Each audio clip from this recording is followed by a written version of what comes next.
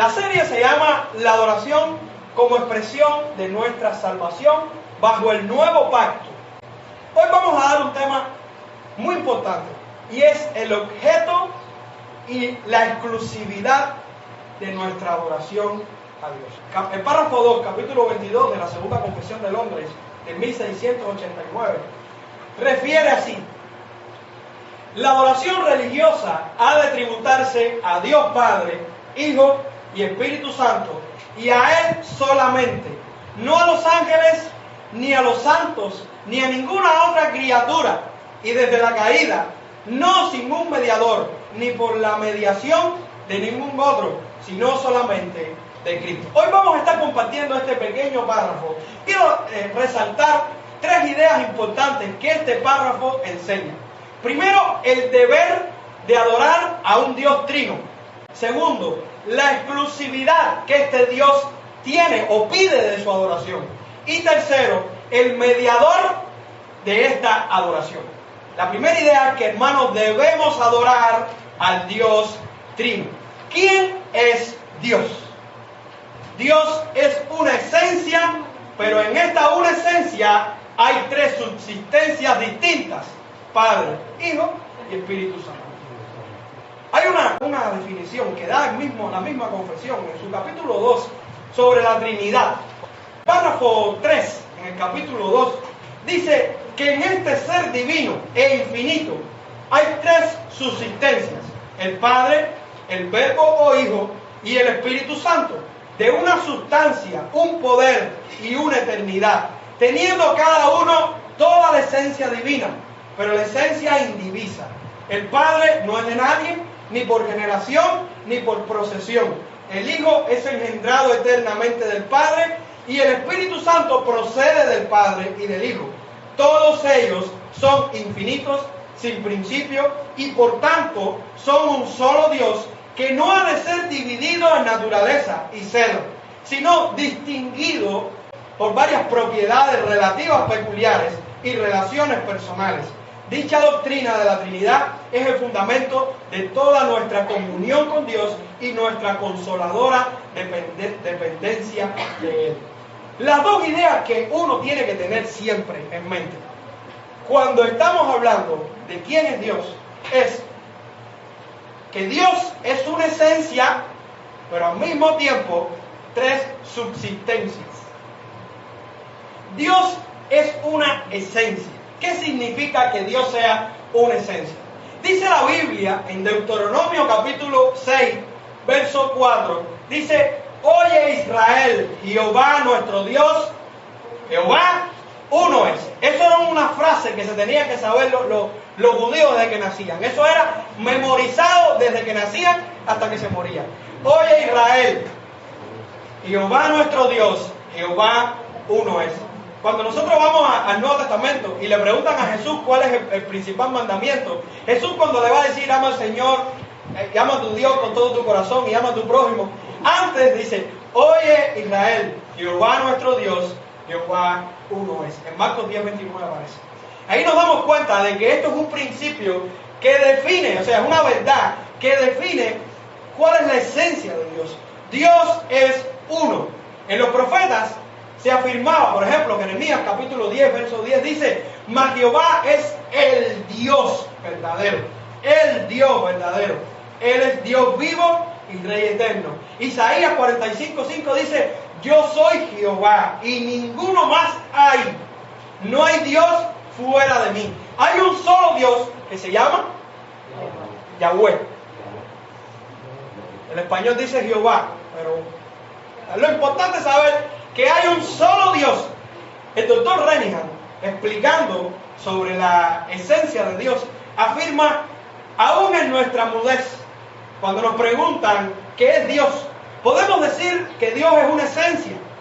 Y por esencia nos referimos a aquel acto puro y nada más que puro y singular por el cual Dios es Dios. Esto significa que Dios es el ser mismo, existencia pura. Por muy difícil que sea de entender, estamos diciendo básicamente que Dios es un ser, no una idea ni una teoría. La esencia de Dios radica en sus atributos. Cuando nosotros vamos a estudiar la Trinidad, primero tenemos que entender su esencia.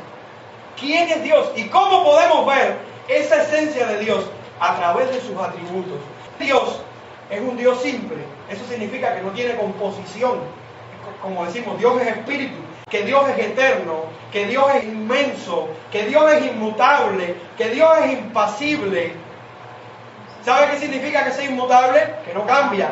Que es impasible, que no actúa por pasiones. Que Dios es, por ejemplo, eterno, es que no fue creado, sobrepasa los límites de nuestro entendimiento. Pero también vemos que Dios es un Dios creador, que creó todo de la nada, que Dios es un Dios que su providencia suple para su pueblo, que Dios es soberano, que Dios es bondadoso, es la misma bondad, que Dios es misericordia, que Dios es redentor, que Dios es justicia. También vemos que Dios es santo, que Dios es sabio, que Dios tiene voluntad, que Dios tiene libertad, que Dios es omnipotente, que Dios es omnipresente, que Dios es omnisciente. Y podemos seguir mencionando atributos de Dios. Lo que tenemos que tener claro es que cuando hablamos de Dios como una esencia, Dios es esto. Tenemos un Dios. ¿Y cómo es ese Dios? Eterno, sabio, santo, justo, omnipresente y toda la lista de atributos santos que Dios tiene dentro de su esencia. Esto denota además que solo hay una naturaleza divina y no hay otra. Éxodo capítulo 20, verso 3 dice: no tendrás dioses ajenos delante de mí. Yo soy el único Dios. Isaías 45 dice: yo soy Jehová y ninguno más hay. No hay Dios fuera de mí. Esto se reconoce en términos teológicos como sustancia. Dios, una sustancia. Dios, una esencia. Entonces, si entendemos ahora, a grandes rasgos, que Dios es uno, la esencia de la divinidad posee tres subsistencias o personas, como algunos las mencionan. Por ejemplo, cuando nosotros vamos a la Biblia, Mateo capítulo 28, verso 19, y Jesús nos da la gran comisión, Él nos dice algo interesante, y Él dice: vayan y prediquen a toda criatura y bautícenla en el nombre de ¿quién? El griego es muy específico cuando usa este texto, porque el griego está hablando de un nombre y de tres personas. ¿Qué quiere decir el griego? Lo que nos ofrece la escritura en ese texto es que hay un nombre para tres personas. Las tres personas pertenecen a un solo nombre: Dios. Cuando nosotros bautizamos en el nombre del Padre, del Hijo y del Espíritu Santo, nosotros estamos bautizando en el nombre de Dios en sus tres subsistencias. Para quienes reconocen los textos bizantinos, dice Juan, 1 Juan capítulo 5, verso 7, porque tres son los que dan testimonio en el cielo: el Padre, el Verbo y el Espíritu Santo. Y estos tres son uno. Cuando usted le predica a un testigo de Jehová y le enseña ese texto, el testigo de Jehová le dice: eso no está en los originales. Usted le puede decir con toda seguridad: ¿en qué originales tú me estás hablando?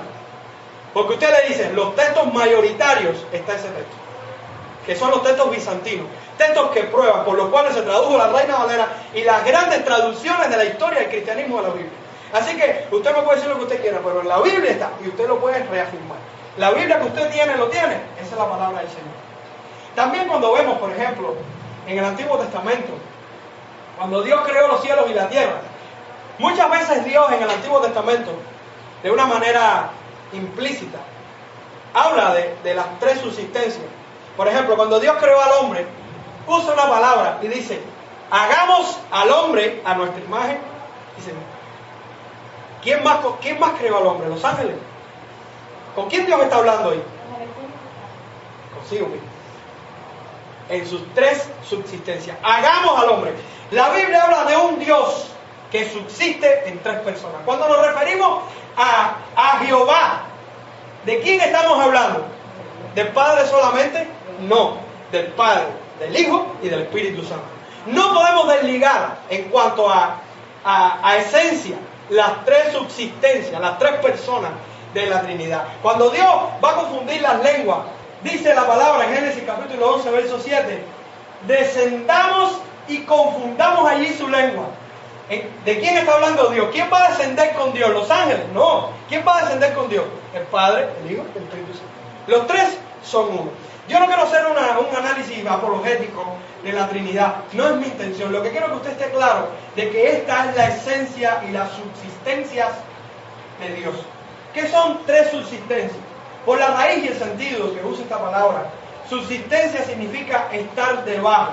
¿Y qué quiere decir esto? Que Dios es una esencia, pero tiene tres subsistencias bajo la misma esencia. Lo que quiere decir es que cuando se habla de Dios, se está hablando de un Dios con tres personas. Dios Padre, Dios Hijo y Dios Espíritu Santo. Aunque Dios tiene una sola esencia, sus tres subsistencias son distintas. Independientemente de que el Padre, el Hijo y el Espíritu sea Dios, son diferentes. Son diferentes. Por ejemplo, en el plan de salvación nos damos cuenta de que cada uno tiene una función diferente. El Padre escoge en la eternidad a un pueblo para que el Hijo muera por ese pueblo, y el Hijo muere por ese pueblo por el poder del Espíritu que lo capacita para cumplir su obra de redención. Ahí vemos a Dios actuando en la eternidad sobre la salvación del hombre. Pero ¿quién es el que escoge? El Padre. ¿Quién es el que viene a la tierra y muere? El Hijo. ¿Y quién es el que suple al Hijo la capacidad para cumplir la palabra del Padre? El Espíritu. Son distintas subsistencias. El punto es que mientras las tres personas se distinguen entre sí, son numéricamente una esencia. Y eso es lo que tenemos que ver. Dios es uno en tres subsistencias. Cuando pensamos en Jehová, sabemos que estamos pensando en el Padre, en el Hijo y en el Espíritu Santo. Ellos tres son uno. Dios, el Dios poderoso, Jehová el Padre, Jehová el Hijo, Jehová el Espíritu Santo. Cuando decimos Jehová es mi pastor, nada me faltará. ¿De quién estoy hablando? Del Padre, del Hijo y del Espíritu Santo. Porque Dios es uno. Y ahí es donde empezamos a entender muchos textos del Antiguo Testamento y decimos, ¿de quién está hablando aquí? Del Padre, del Hijo y del Espíritu Santo. Al no ser que la Biblia sea específica y te diga, el Padre hace esto, el Hijo hace esto y el Espíritu hace esto. Pero cuando la Biblia está usando el nombre de Dios, está haciendo referencia a un Dios que creemos nosotros los cristianos, que es Padre, Hijo y Espíritu Santo. ¿Qué peligro encontramos? ¿Qué peligro encontramos en doctrinas como la doctrina de los testigos de Jehová, como la doctrina de los musulmanes, o como aún la doctrina de los judíos que hoy reconocen a Dios y leen el Oye Israel, Jehová tu Dios uno es? Pero lo que sí lo repiten y supuestamente ellos creen en Hachén, el Dios todopoderoso, Jehová, que no menciona su nombre. ¿Qué problema vemos en este tipo de doctrina? Que no reconocen algunos de las tres subsistencias de la Trinidad. Cuando ellos hablan, por supuesto, la palabra Trinidad no está en la Biblia, pero es una palabra utilizada para poder entender la esencia de Dios, de quién es Dios. Pero cuando vemos, por ejemplo, un testigo de Jehová que dice que el Hijo fue creado y como fue creado es persistente, pero no es eterno porque no es Dios, y al final baja los textos de la Biblia y los malinterpreta porque está usando palabras diciendo lo que no dice el griego, y empezamos a chocar con ellos, nos damos cuenta que su problema es una incapacidad en entender quién es el Dios verdadero.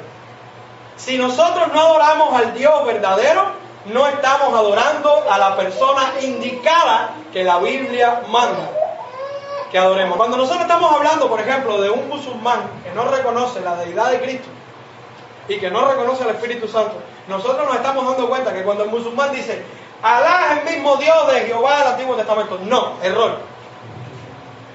Alá no es el Padre, Alá no es el Hijo y Alá no es el Espíritu. Cuando nos enfrentamos con un judío, de ahí donde más veces tenemos choque, porque venimos con una mente dispensacionalista y venimos con la mentalidad de que los judíos son el pueblo de Dios. Sin embargo, ahora mismo estamos viendo a una corriente judía que no reconoce al Mesías, que es el que nosotros creemos, que no reconoce al Espíritu Santo tampoco, en muchos aspectos, como Dios. Sin embargo, dicen que ellos están en la verdad.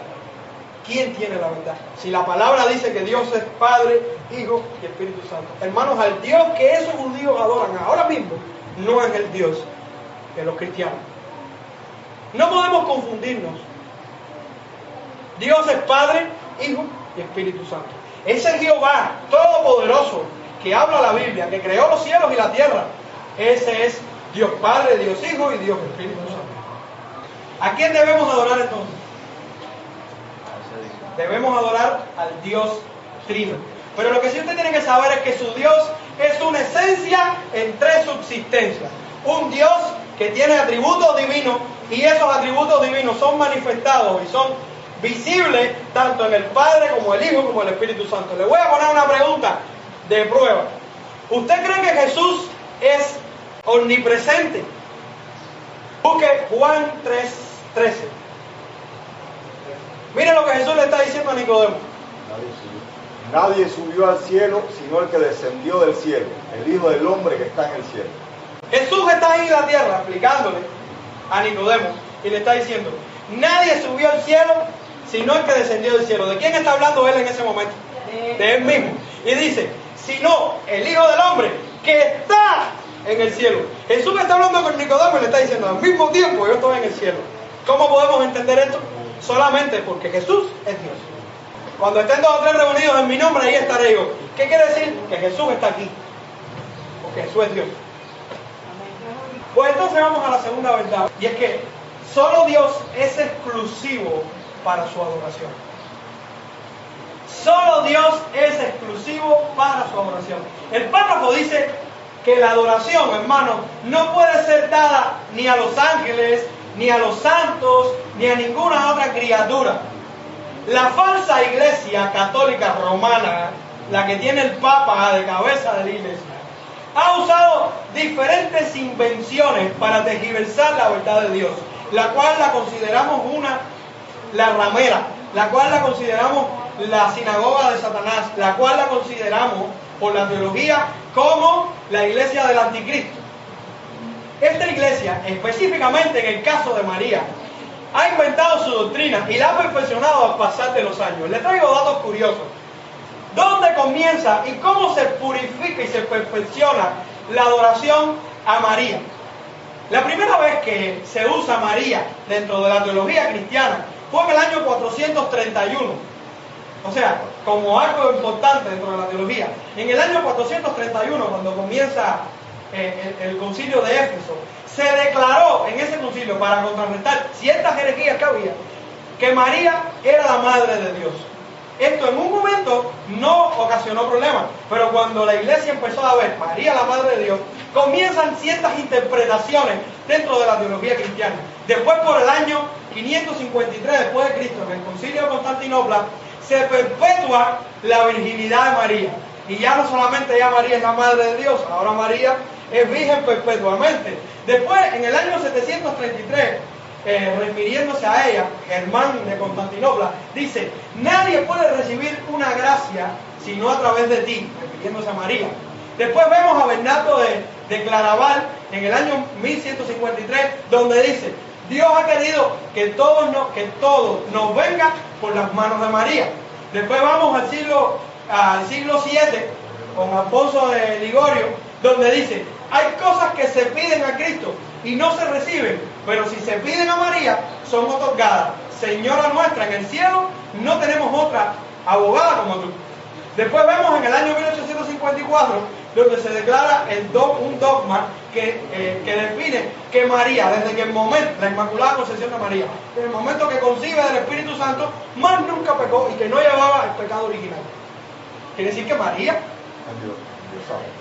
pero esa teología y esos inventos van generando problemas y reajustes dentro de la teología, porque después, por ejemplo, en el siglo XIX, a finales, León III afirma: así como nadie puede acercarse al Padre sino por el Hijo, así de modo semejante nadie puede acercarse a Cristo sino por su madre. Pío X, por ejemplo, a principios del siglo XX, afirma que ella es la principal mediadora en la distribución de la gracia. Y para cómo, en el año 1950 siguen las doctrinas de María. La Iglesia Católica inventa la doctrina de la asunción corporal de María. O sea, no solamente Cristo ascendió a los cielos, sino que María no murió y se fue para el cielo como Cristo se fue. Y para cómo, ahora mismo hay teólogos que están defendiendo nuevas corrientes, como que María es corredentora con Cristo, como que María es la personificación escatológica de la Iglesia. Y así cuántas barbaridades los marianos han inventado. La tergiversación de María ha sido abrumadora dentro del pensamiento de la iglesia. Y cada día hay más inventos.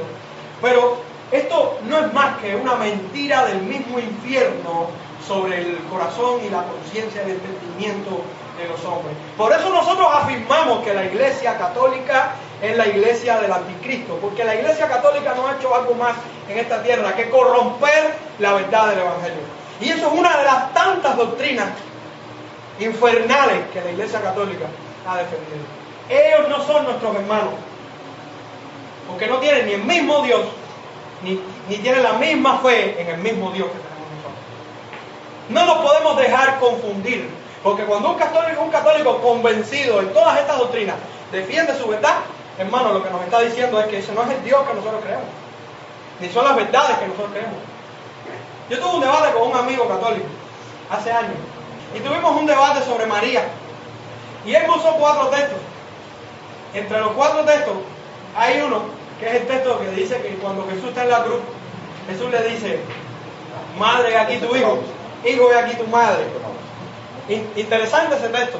Sin embargo, los católicos que afirman con ese texto, los católicos usan una doctrina, y ellos dicen que como Cristo es el segundo Adán, María es la segunda Eva, y es la madre de la iglesia. ¿Por qué? Porque Jesús en la cruz le está diciendo a Juan: mira, Juan, aquí está tu madre. Y como Juan era un representante de la iglesia, ahí ella era la madre de la iglesia. Sin embargo, ¿por qué no lo vemos de otra perspectiva? La Biblia dice en el 5.º mandamiento: honra a tu padre y a tu madre. Jesús en el momento de la cruz está borrando a Dios y está borrando a su madre, y le estaba encomendando un hijo adoptivo a esa mujer que se iba a quedar sola, que posiblemente ya su papá se había muerto, porque la Biblia no habla más del padre. Y Jesús le estaba diciendo: mira, aquí está tu hijo, encárgate de lo que yo no le pude hacer, porque yo me voy de esta tierra. ¿Por qué no lo interpretamos de esta manera? Bíblicamente. Porque Jesús hasta el último momento de la cruz honró a Dios cumpliendo su ley. Pero ¿por qué no lo vemos de otro sentido? Y es el sentido en el cual Jesús le está demostrando con la muerte de la cruz a la iglesia que ahora somos más que una familia de sangre. Ahora somos una familia de hermanos que se aman y nos cuidamos los unos a los otros. ¿Por qué no lo vemos de esta manera? Y de que Jesús está encomendando a uno de sus discípulos para que la cuidara como hermano en Cristo por la fe. ¿Por qué no lo vemos de esa manera? Ellos no lo ven de esa manera porque su mente está corrompida. Con esto no digo que María era un diablo, no. María era una hija de Dios, creyente, fiel al Señor, como mismo Pedro, como mismo los hijos de Dios, como mismo usted y yo. Y una persona de ejemplo, que tenemos que ver como un ejemplo de fidelidad al Señor. Pero el reconocer la virtud de una persona no nos puede llevar a venerarla ni a idolatrar. La realidad de la Biblia muestra en Romanos capítulo 1, versos 24 a 25, por lo cual también Dios los entregó a la inmundicia en la concupiscencia de sus corazones, de modo que deshonraron entre sí sus propios cuerpos, ya que cambiaron la verdad de Dios por la mentira, honrando y dando culto a las criaturas antes que al Creador, el cual es bendito por los siglos. Amén. Debemos saber que el corazón del hombre pecador, del hombre que no tiene a Dios, es un corazón idólatra y ególatra. Es un corazón que busca desviarse. Es un corazón que honra y adora a las criaturas antes que al Creador. Cuando nosotros vamos a la Biblia, Éxodo capítulo 20, los 10 mandamientos, Dios nos dice en los 2 primeros mandamientos: no tendrás dioses ajenos delante de mí. El segundo dice: no te harás imagen ni ninguna semejanza de lo que esté arriba en el cielo, ni abajo en la tierra, ni en las aguas debajo de la tierra. No te inclinarás a ellas, ni las honrarás, porque yo soy Jehová tu Dios, fuerte, celoso, que visito la maldad de los padres sobre los hijos hasta la 3ª y 4ª generación de los que me aborrecen, y hago misericordia a millares a los que me aman y guardan mis mandamientos. No quiero detenerme mucho en el texto, pero quiero aclarar que las llamadas maldiciones generacionales, cuando las entendemos en el contexto de la ley, lo que nos quiere enseñar la Biblia con las maldiciones generacionales es que si usted es idólatra, tu hijo va a ser idólatra, tu nieto va a ser idólatra y tu bisnieto va a ser idólatra. ¿Por qué? Porque fue un hábito pecaminoso que impusiste en tu familia. Eso no se está refiriendo ni a enfermedades ni a otro tipo de cosas que no tienen nada que ver con nosotros. Significa que la voluntad del hombre está comprometida con eso. ¿Cómo se rompen las maldiciones generacionales? Cristo interviniendo en el corazón del hombre. Simplemente un llamado al evangelio, y ese hombre responde, se acabaron las maldiciones generacionales. ¿Por qué? Porque lo que me enseñó mi papá, que era malo, que yo lo practiqué y lo practicó mi hijo, cuando mi hijo conoció al Señor, se acabó. Si mi papá era borracho, yo voy a ser borracho. ¿Por qué? Porque fue lo que aprendí. No porque él me pegó eso, simplemente porque es lo que yo vi en mi formación. Y mi hijo lo va a hacer, pero si mi hijo se convierte, se acabó la borrachera en mi familia. Se rompió la maldición generacional. Y eso es lo que dice la Biblia con relación a la idolatría. Cuando Juan está en la isla de Patmos, yo creo que es una debilidad de Juan o una incomprensión de Juan. ¿Sabe usted que Juan intentó adorar a un ángel? Miren, Apocalipsis capítulo 19, versos del 9 al 10. Dice, y el ángel me dijo, escribe bienaventurados los que son llamados a la cena de las bodas del Cordero. Y me dijo, estas son palabras verdaderas de Dios. Yo me postré a sus pies para adorarle. Y él me dijo, mira, no lo hagas. Yo soy consiervo tuyo y de tus hermanos que retienen el testimonio de Jesús.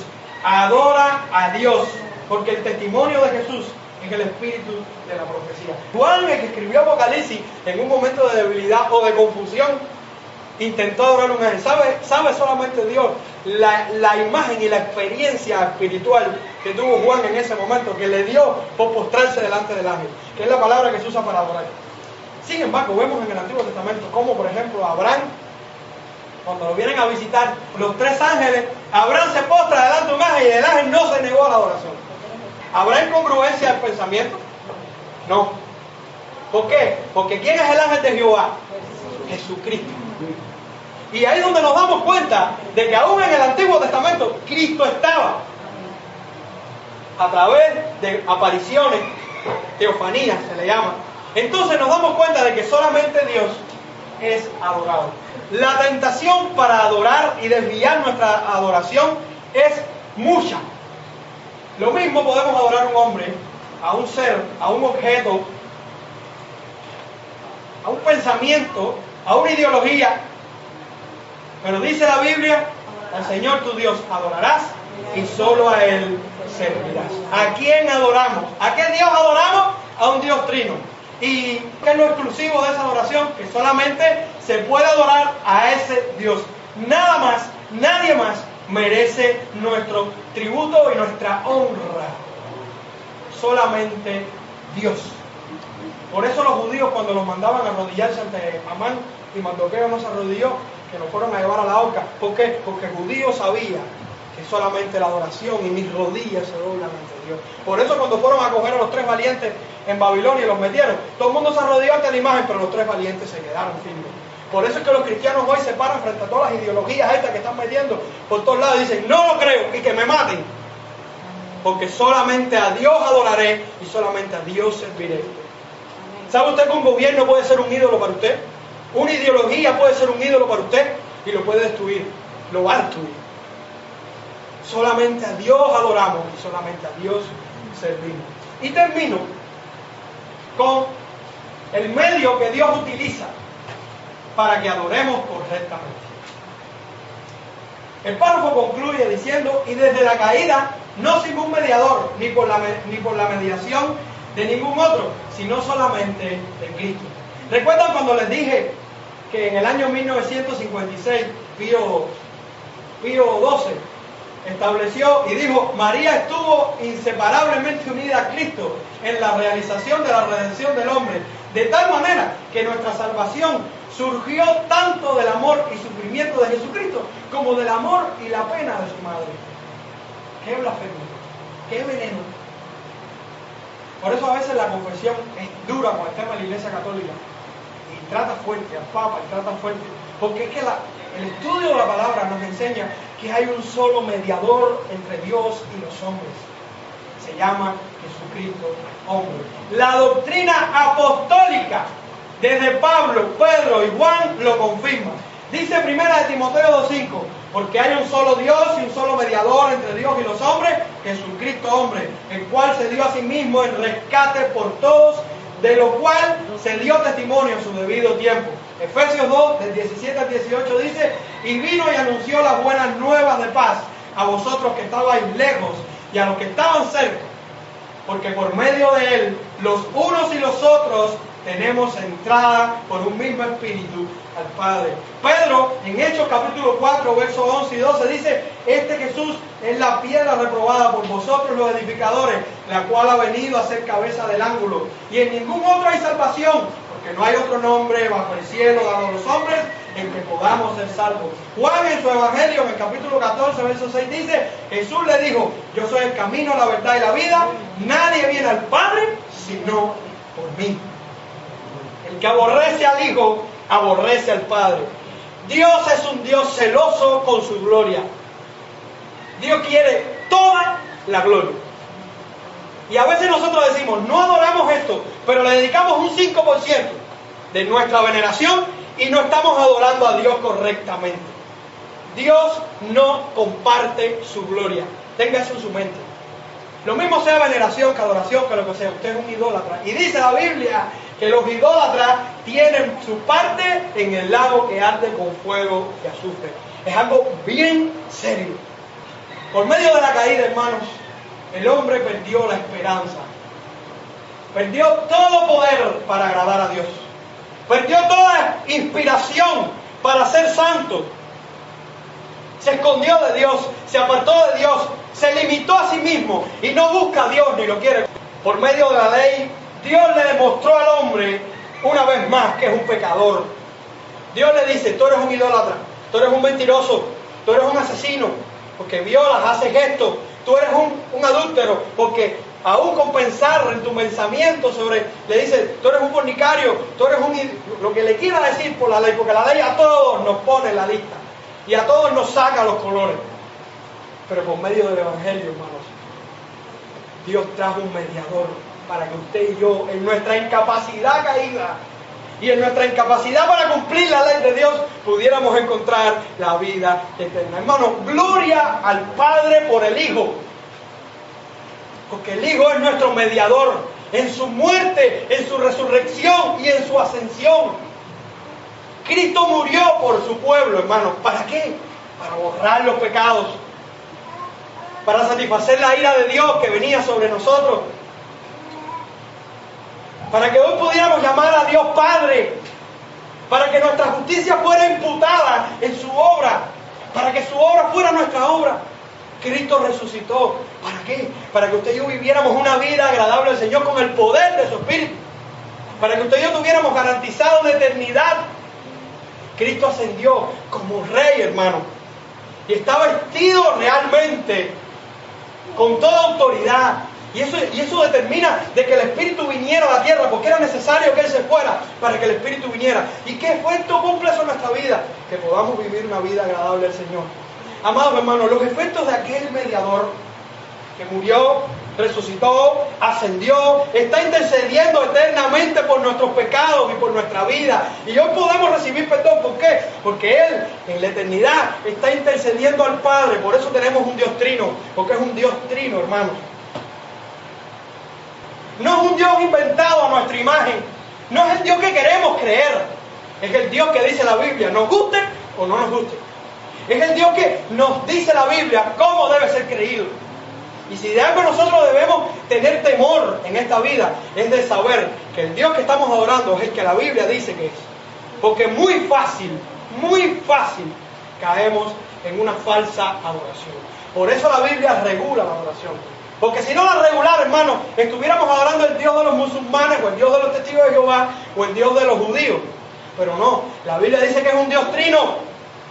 Un Dios que subsiste en tres personas. Jehová es el Padre, el Hijo y el Espíritu. La Biblia dice que ese Dios exige una exclusividad en su adoración. Solo adorarás a Dios y solo a Él lo servirás. Y la Biblia también dice que el único medio para llegar a ese Dios es a través de la segunda subsistencia de la Trinidad, que es Jesucristo, quien murió por su pueblo. ¿Tienes fe en Cristo? ¿Descansas en la obra de Cristo? ¿Descansas en los méritos de Cristo? ¿Descansas en que bastó para perdonar tus pecados y que continuamente está intercediendo para que hoy pueda ser perdonado? Amados hermanos, el gozo mayor que podemos experimentar en esta vida es que tenemos un mediador, que no como esos sacerdotes que hacían sacrificios y una vez al año tenían, no, de una vez y para siempre, rasgó el pelo y subió a los cielos para que usted y yo tuviéramos acceso directo con Dios y tuviéramos a Dios como Padre y pudiéramos cantar Abba Padre. Gloria a Dios en esta mañana. Oremos al Señor y démosle gracias por su gloria. Padre, te agradecemos, Señor, porque sabemos, Dios, que tú eres un Dios grande. Y aunque nuestra incapacidad mental no nos deja ver la magnitud de tu grandeza, en nuestra incapacidad, Señor, te reconocemos como grande. Tú eres grande.